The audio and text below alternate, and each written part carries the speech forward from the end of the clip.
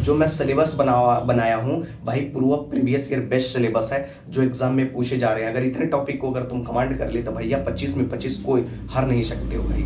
25 में 25 डेफिनेटली आएगा जितना मैं टॉपिक यहाँ पे कवर किया हूँ सब। क्या आप भी इस रीजनिंग टॉपिक को छोड़ रहे हो? अगर छोड़ रहे हो भाई तो इस वीडियो को पूरा देख लेना, क्योंकि जो चीजों को पोर्शन को आप छोड़ रहे हो वहां से एग्जाम में आ रहे हैं क्वेश्चन। और पूरा मैं प्रीवियस ईयर जब पेपर को एनालिसिस किया सोचा मैं भाई लोग को ऐसा प्रूफ बता दूं कि भाई पेपर जब एनालिसिस किया कहां से कितने क्वेश्चन पूछे जा रहे हैं एग्जाम में। बस ज्यादा कुछ भी नहीं है, बस 13-14 टॉपिक है, वहीं से क्वेश्चन एक टॉपिक से 2-3 क्वेश्चन पूछ लिए जाते हैं। तो सारा टॉपिक मैंने यहाँ पे मेंशन कर दिया है और इसके अलावा तुम्हें कोई दूसरी वीडियो देखने की जरूरत भी नहीं पड़ेगी। जो मैं टॉपिक यहाँ पे कवर कर दिया भाई। रीजनिंग की बात करें तो 25/25 सीजीएल का क्वेश्चन आप देख लेना, यहाँ पे मैं लगा दिया हूँ स्क्रीनशॉट, तो इसको आप देख लो। 25/25 हमने रीजनिंग स्कोरिंग किया। इधर आप देख लो एमटीएस का पेपर में भाई 25/25 स्कोरिंग किया। तो कैसे एक प्रॉपर सिलेबस बनाया था।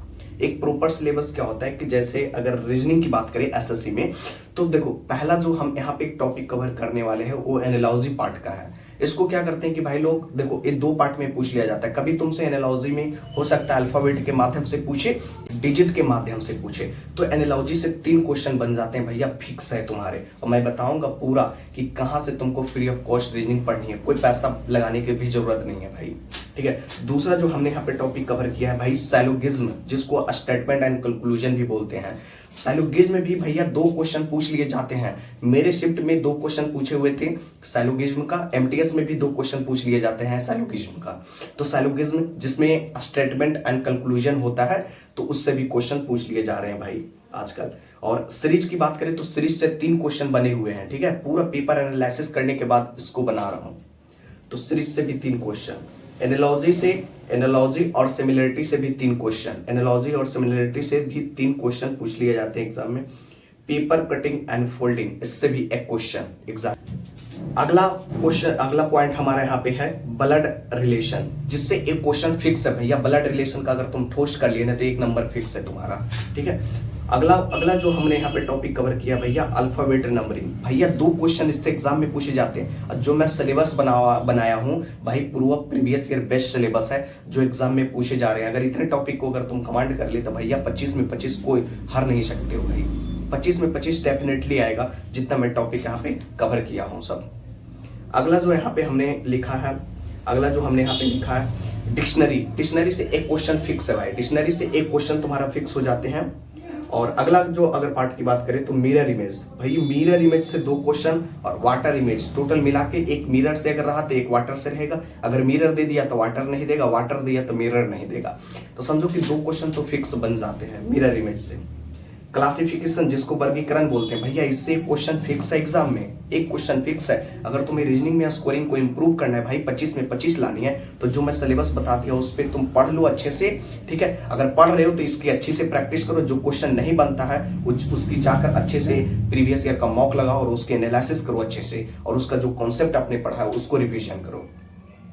अगला अरेंजमेंट ऑफ वर्ड, जैसे वर्ड का कोई भी वर्ड दे देगा उसको आपको सजाना है कि पहले क्या आएगा, तो ऐसे भी क्वेश्चन एग्जाम में पूछ लिए गए हैं।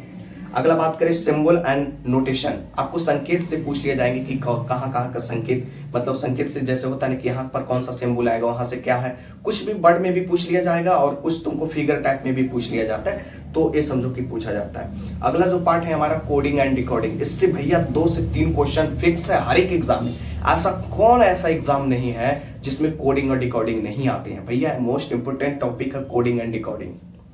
अगला सिटिंग एंड अरेंजमेंट, जिससे एक क्वेश्चन पूछे जाते हैं। सिटिंग अरेंजमेंट से एक क्वेश्चन फिक्स है भैया, एसएससी में खास करके पूछा जाता है। सीजीएल हो, एमटीएस हो, सीएचएसएल हो, सब में एक क्वेश्चन पूछ लिया जाता है।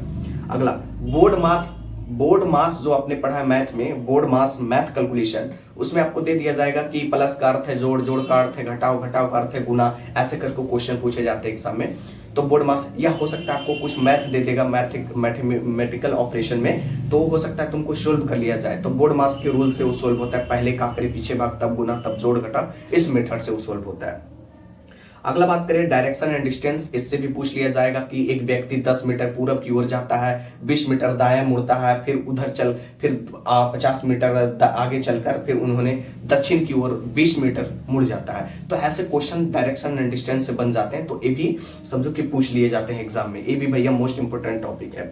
रैंकिंग की बात करें तो ये क्वेश्चन फिक्स है हर एक एग्जाम में, एसएससी का, सीजीएल, सीएचएसएल, एमटीएस में, तो रैंकिंग से भी क्वेश्चन पूछ लिए जाते हैं। अगला क्यूब एंड डाइस का अगर कमेंट आएगा तो देखो भैया क्यूब एंड डाइस कोई कोई शिफ्ट में पूछा भी जाता है, कोई कोई शिफ्ट में, लेकिन भैया आपको पढ़ लेनी है क्यूब एंड डाइस। क्यों भैया, हम सावधानी हटे दुर्घटना क्यों घटाएंगे, ठीक है। तो क्यूब एंड डाइस भी हमको पढ़ लेनी है। तो जितना हमने यहाँ पे टॉपिक को बताया है आप लोग फटाफट जाकर एक पेज में अच्छे से उसको लिख लो, ठीक है, कितने टॉपिक से हमारे एग्जाम में क्वेश्चन पूछे जाते हैं। इसके अलावा आपको कोई भी टॉपिक देखने की जरूरत नहीं है। अगर इतना कर लिए, इतना अच्छे से पढ़ लिए और इतनी क्वेश्चन पर अगर आप प्रैक्टिस कर लिए तो भाई तुम्हारा 25/25 श्योर डेफिनेटली आएगा। एक बार आप करके देखो, बस इतना क्वेश्चन पढ़ने के बाद आप अच्छे से पढ़ना, अच्छे से कॉन्सेप्ट पढ़ना। इतना क्वेश्चन पढ़ने के लिए आपको हो सकता है कि 1 से 1.5 महीना में आप चाहोगे तो फिनिश कर दोगे भाई। रीजनिंग का उतना कोई बड़ा सिलेबस नहीं होता है, आराम से हम 20 दिन में भाई रीजनिंग खत्म कर लिए थे। जो टॉपिक, कुछ टॉपिक तो ऐसे हैं जो आप जाने होंगे, जिसका मैथ सेशन अच्छा है ना उसका रीजनिंग ऑटोमेटिक अच्छा होता है। और अगर आपको रीजनिंग में अगर दे दिया जाए, थोड़ा सा लॉजिक बता दिया जाए कि इस क्वेश्चन को ऐसे करना होता है, इस क्वेश्चन को ऐसे करना होता है, तो आराम से आप 12 से 13 क्वेश्चन सही कर पाओगे। जो नहीं पढ़े हो, जिसको सिर्फ लॉजिक दे दिया जाए इसको ऐसे बनता है, अगला क्वेश्चन उसी टाइप का दे तो आप बना दोगे। तो 12 से 13 क्वेश्चन तो फिक्स है कि वही वैसे ही आता है।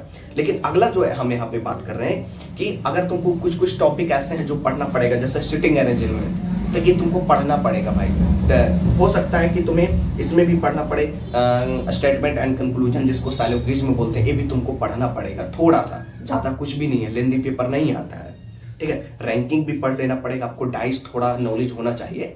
ऐसा डाइस का नॉर्मल सवाल होता है तो बन ही जाता है, नॉर्मल में भी अगर आप पढ़े हो तो बन जाएगा डाइस, बस उतना ज्यादा हार्ड पेपर नहीं होता है, ठीक है। तो इतना सारा टॉपिक। अब हम बात करेंगे कि तुम्हें भाई अगर फ्री ऑफ कॉस्ट रीजनिंग पढ़नी है यूट्यूब पे या कहीं भी, ठीक है, यूट्यूब पे अगर प्लेटफॉर्म पर ऐसा रीजनिंग फ्री ऑफ कॉस्ट मिल जाएगा, ऐसे देखना आप जाकर पीयूष भारसनी सर का एक आती है। तो अब मैं नहीं बोलूंगा क्योंकि इस वीडियो में हो सकता है कि क्लेम भी आ सकता है, क्योंकि भाई देखो रीजनिंग मैं नहीं बता रहा हूँ, क्योंकि यूट्यूब पे लोग बहुत भाई लोग हैं ना जो रीजनिंग का पीयूष भारसनी सर का वो डाल रखे हैं यूट्यूब पे प्लेलिस्ट बनाकर, तो वहां से आप कर लो, वहां से तुम्हारा सारा रीजनिंग का पूरा प्लेलिस्ट पड़ा हुआ है, total 1 by class, class by class, class by class, total पूरा शायद हो सकता है कि 70 से 75 दिन की रीजनिंग उन्होंने वीडियो में डाल रखा है। तो वहां से अगर तुम रीजनिंग कर लेते हो तो तुम्हारा भाई एक भी क्वेश्चन एग्जाम में नहीं छूटेगा, ये दावा है भाई, एक भी क्वेश्चन नहीं छूटेगा। और वहां से करने के बाद तुम भाई प्रीवियस ईयर क्वेश्चन पर आ जाओगे, और प्रीवियस ईयर क्वेश्चन बनाना, बस अपना कॉन्सेप्ट पास में रखना, बस जब ज्यादा दिन नहीं, प्रीवियस ईयर क्वेश्चन बनाने के लिए ना आपको 6 से 7 दिन आपको कॉपी को उलटना पड़ेगा, उसके बाद कॉपी को भी नहीं उलटना पड़ता है, उसके बाद ऑटोमेटिक सही हो जाता है, उसके बाद फिर प्रैक्टिस से तुम्हारा रीजनिंग सही हो जाएगा भाई। धन्यवाद।